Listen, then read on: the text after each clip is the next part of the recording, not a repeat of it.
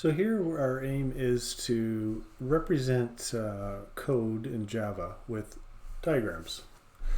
So we have a variable called count. It appears to be an integer and it has a value of 3.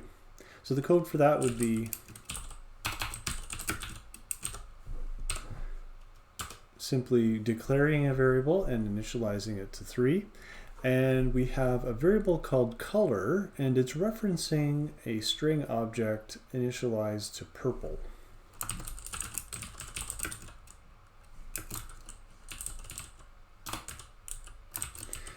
And so we contrast these two types of variables. One is a primitive and one is an object reference.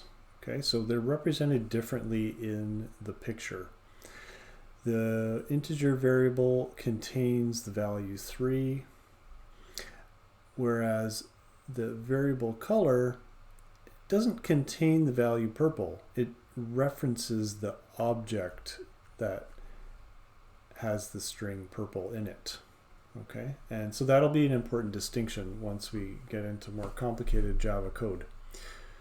So here we have two variables, sister and athlete, and they're both referencing the same string object. So I'll initialize sister to Irene and athlete to the same string object.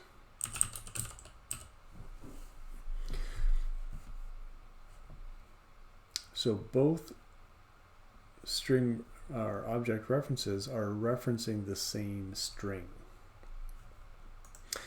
Here we have a scores variable and it's referencing an integer array.